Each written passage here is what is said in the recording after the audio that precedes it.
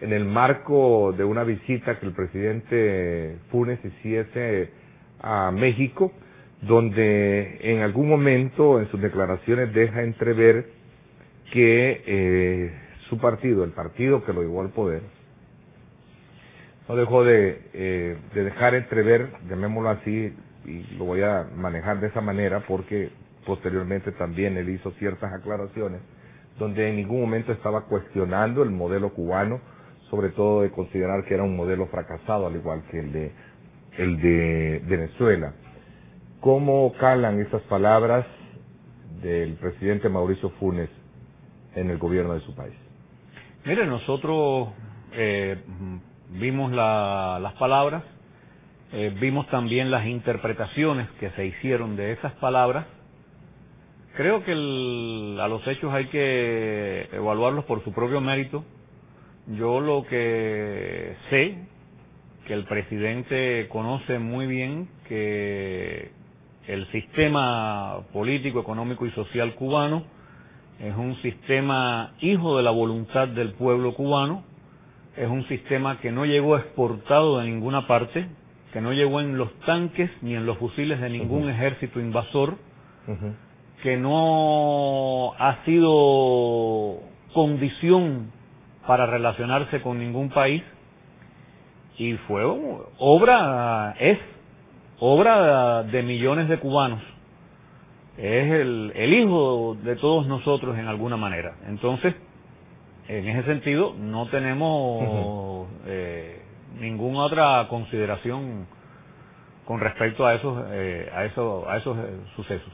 ¿Para ustedes esa fue una mala interpretación o generada en un contexto a lo mejor diferente de lo que es posible ser? Que hayan sido dichas en un contexto y hayan sido después manipuladas, utilizadas para servir a oscuros intereses políticos y al mismo debate político interno que tiene lugar. Sobre todo porque acá sí en definitiva generó muchas reacciones. De hecho, dirigentes otrora del partido FMLN, el partido que lo llevó en el poder, hacían ver precisamente las marcadas diferencias que podían existir entre esa forma de pensar y la que tenían. Por eso me es oportuno, señor embajador, insistir y preguntarle si realmente en este caso el modelo implementado en su país es un modelo fracasado.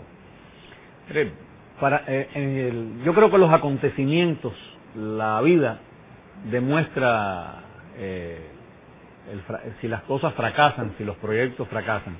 Un país que se ha visto sometido al terrorismo internacional, auspiciado por varias administraciones norteamericanas, que ha pagado con la vida de más de 3.000 de sus hijos y con la incapacidad de más de 2.000 de ellos. Un país que ha sufrido en este periodo agresiones armadas, sabotaje económico, biológico, y que a pesar de todo eso se mantiene con fe y con esperanza en que la opción que eligió como camino para construir su país es la acertada.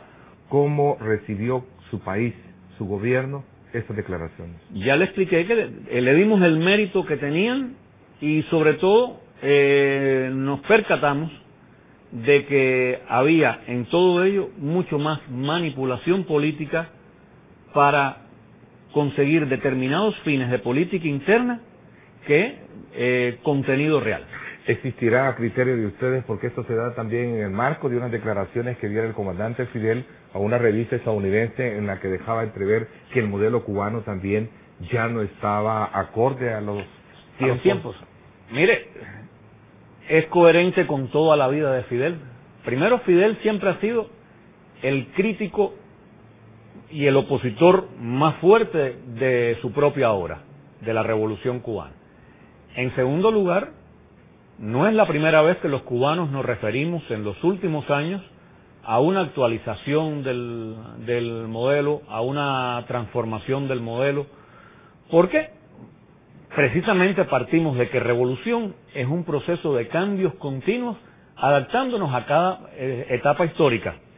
Es imposible que nosotros apliquemos hoy las fórmulas de los años 60 o las fórmulas de los años 70 o las de los 80 o incluso las de los 90. Le digo más, las transformaciones que están teniendo lugar hoy en Cuba son el resultado de un proceso de amplios debates populares, sindicales, estudiantiles, en las comunidades de vecinos que se iniciaron en los años 90, en el año 93 en concreto, a raíz del colapso de las relaciones de Cuba con la Unión Soviética y Europa del Este. Las declaraciones del presidente Mauricio Funes con respecto a este modelo de producción de la isla, que según él es un modelo fracasado, es un modelo equivocado, eso significa que no puede variar en ningún momento las relaciones, esa visión de entendimiento que puede tener la isla con nuestro país. Mire, yo no he visto que el presidente Mauricio Funes se haya referido al modelo cubano en términos de modelo fracasado. No hay una sola palabra textualmente que lo haya dicho. Yo lo que puedo decirle es que una sociedad que no es capaz de actualizarse con los tiempos perece.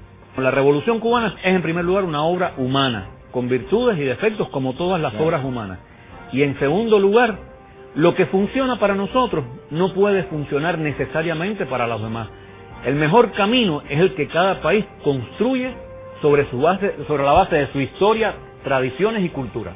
No es un gobierno democrático, por lo tanto no hay mucho que ir a aprender, decía el expresidente Alfredo Cristiani. Es una visión de la democracia. De nuevo regresamos al tema de los modelos, de la posesión o de la propiedad de los modelos. Democracia no es tener 1, 5, 10, 50 partidos políticos desde nuestra perspectiva. La democracia es el acto en que el hombre realmente se siente partícipe, el ser humano se siente partícipe del poder y siente que tiene influencia real en la toma de decisiones. El Acuerdo General de Aranceles y Comercio, que dio origen a la Organización Mundial de Comercio, nació en La Habana. Cuba siempre ha sido miembro de esa organización, miembro fundador, ha sido uno de los países que incluso en la época del llamado socialismo real, aun cuando existían otros mecanismos de comercio, defendió la existencia de esas relaciones y de esos mecanismos. Entonces, yo creo que el camino de Cuba en este sentido es lo suficientemente limpio, transparente, y los empresarios que han hecho negocios con Cuba, comercio con Cuba a lo largo de decenas de años, tienen muy clara la seriedad de las empresas cubanas, de los empresarios cubanos. Pocos países han llegado como llegamos nosotros a la Asamblea Legislativa para explicar en la Comisión de Relaciones Internacionales y explicar también en la Comisión de Salud nuestra perspectiva, nuestra visión de la cooperación con El Salvador. Los diputados, todos, que estaban presentes, incluidos algunos de los que más han hablado en contra del convenio, hicieron en ese momento todas las preguntas. O sea, hemos actuado con una transparencia realmente ejemplar. De manera que todo lo que estamos viendo es politización, manipulación, en función de determinados objetivos políticos. Aquí lo que yo he visto, lo que he aprendido, es que lo que ha ocurrido no es un problema a diferencia de otros países de América Latina. En El Salvador lo que ha ocurrido es carencia de recursos para emplear a los profesionales salvadoreños. Y he aprendido, junto con los médicos cubanos que han estado apoyando el esfuerzo que se ha venido haciendo en los últimos meses en el país, un grupo reducido de 15 médicos que han estado ahí apoyando, asesorando, participando. He aprendido con ellos que los profesionales salvadoreños graduados de la Universidad Nacional tienen una formación sólida, una formación que los prestigia y que prestigia la escuela salvadoreña. Porque es que la derecha de El Salvador se ha pronunciado un poco temerosa, por decir así, sobre la venida a nuestro país de médicos con esta cuestión del intercambio del tema de salud. Médicos cubanos. De médicos cubanos, que hablando que probablemente... Es el tema que tenemos abordando. Ese era el tema que estaban hablando en este momento. A ver, ¿cuál es la opinión del señor embajador? Sí, buenos días. Mire, explicaba que lo menos que necesita El Salvador es una invasión de médicos cubanos, haitianos, coreanos, americanos, españoles. Necesita, como se ha planteado, darle empleo a esos 14.000 profesionales que hoy no tienen empleo. Sí. Los médicos cubanos, para lo que hemos sido convocados es para aportar experiencias en las distintas prácticas de organización del sistema de salud, de higiene y epidemiología, de enfrentamiento a desastres, y es en eso en lo que estamos colaborando, no en suplantar a los médicos salvadoreños.